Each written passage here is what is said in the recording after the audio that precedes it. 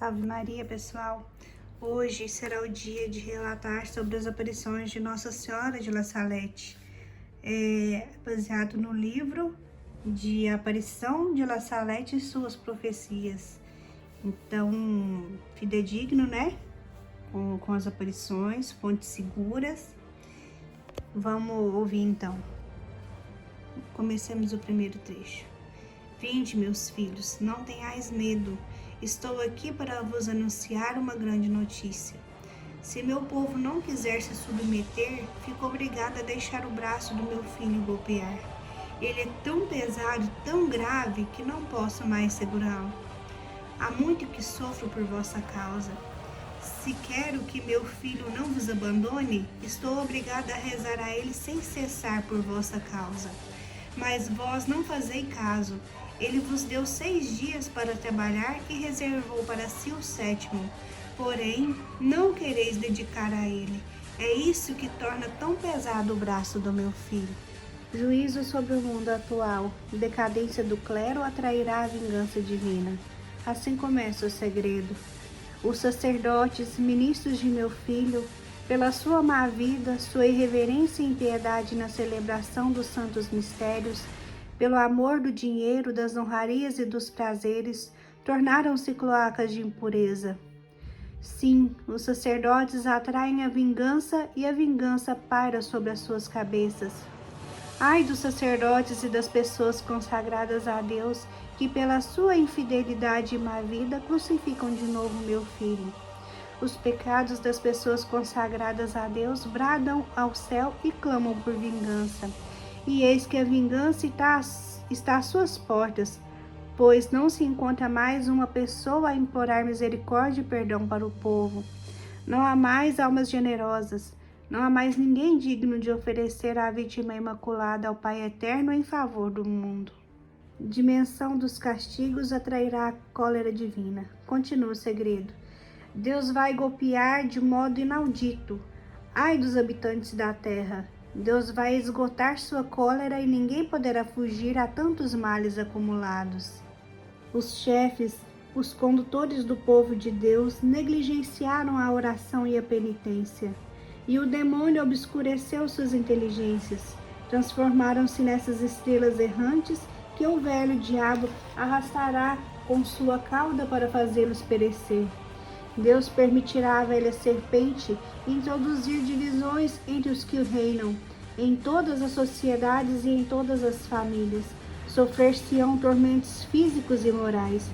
Deus abandonará os homens a si mesmos e enviará castigos que se sucederão durante mais de 35 anos. A sociedade está na iminência dos flagelos mais terríveis e dos maiores acontecimentos. Deve-se esperar ser governado por uma chibata de ferro e beber o cálice da cólera de Deus. Mais uma parte do segredo. Falsos prodígios sobre a terra. Prosseguem ainda o segredo. Que o Papa esteja em alerta contra os faltores de milagres, pois chegou o tempo em que os prodígios mais inesperados terão lugar sobre a terra e nos ares. No ano de 1864, Lúcifer e um grande número de demônios serão soltos do inferno. Eles abolirão a fé pouco a pouco até nas pessoas consagradas a Deus. Elas a cegarão de tal maneira que, salvo uma graça particular, adquirirão o espírito desses maus anjos. Várias casas religiosas perderão inteiramente a fé e se perderão muitas almas. Os maus livros abundarão sobre a terra e os espíritos das trevas espalharão por toda a parte um relaxamento universal em tudo que se refere ao serviço de Deus. Eles terão grandíssimo poder sobre a natureza. Existirão igrejas para cultuar esses espíritos.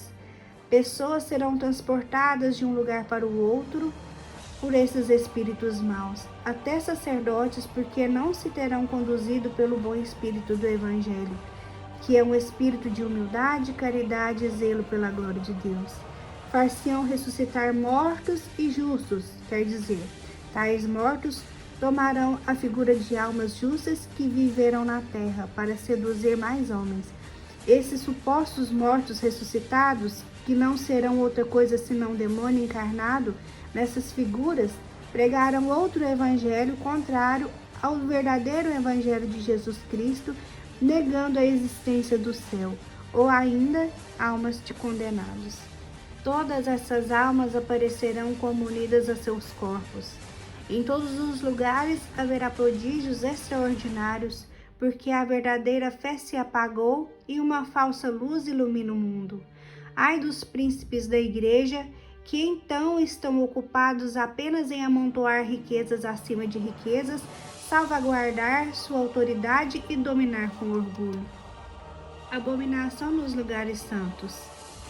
Os governantes civis terão todos um mesmo objetivo, que consistirá em abolir e fazer desaparecer todo o princípio religioso para dar lugar ao materialismo, ao ateísmo, ao espiritismo e a toda espécie de vícios.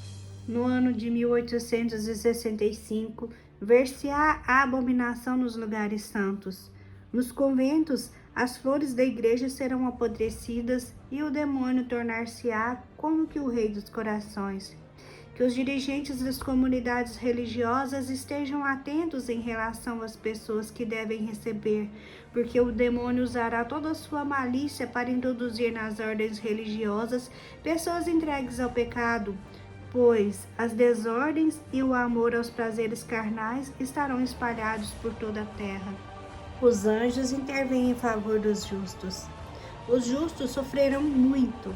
Suas orações, sua penitência e suas lágrimas subirão até o céu, e todo o povo de Deus pedirá perdão e misericórdia, e pedirá minha ajuda e intercessão. Jesus Cristo, por um ato de sua justiça e de sua grande misericórdia em relação aos justos, ordenará a seus anjos que deem morte a todos os seus inimigos.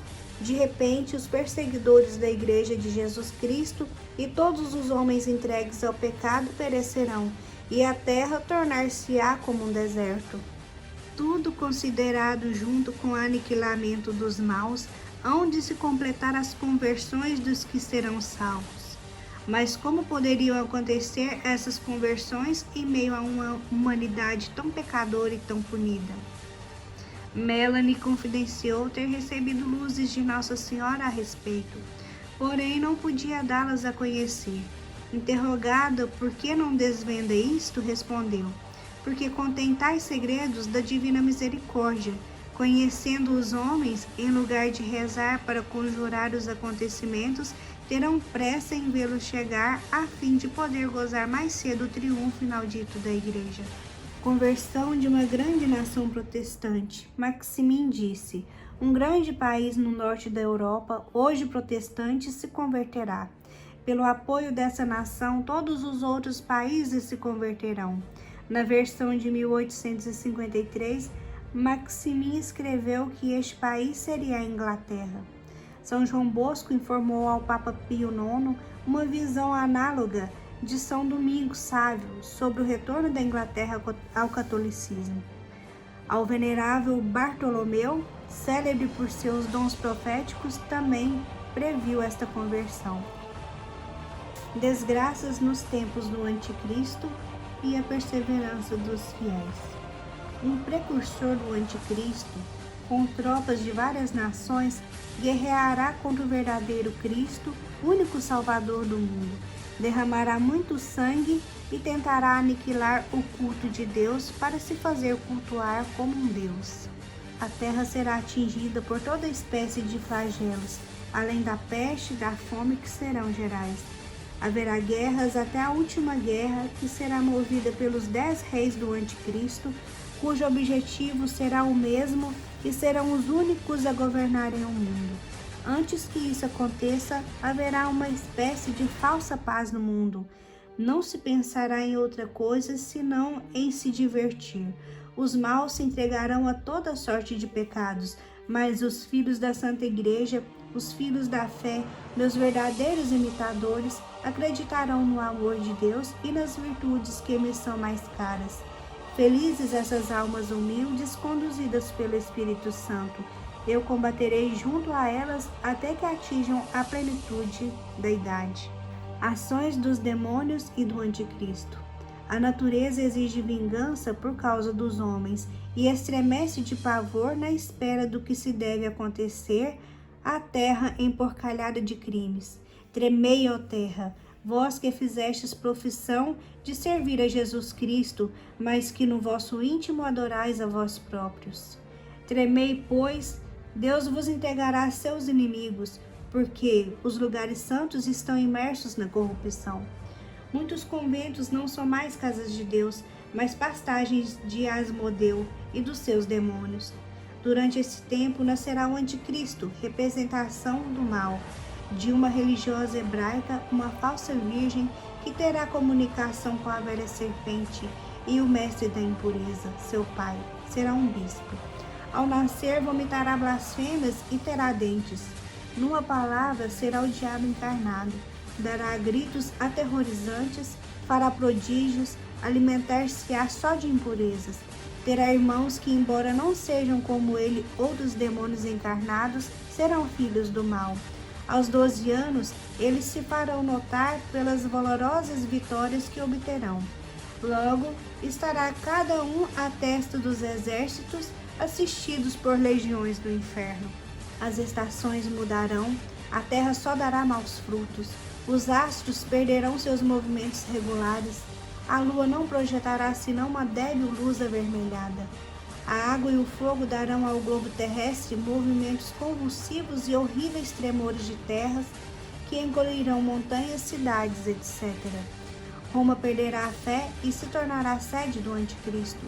Os demônios do ar, junto com o anticristo, farão grandes prodígios na terra e nos ares, e os homens se perverterão cada vez mais. Deus tomará sob seus cuidados os fiéis servidores e os homens de boa vontade. O evangelho será pregado por toda parte, todos os povos e todas as nações terão conhecimento da verdade. Tudo nessa parte se refere aos fatos que precederão o fim do mundo, que é o final dos tempos, dentro de um número não definido de séculos.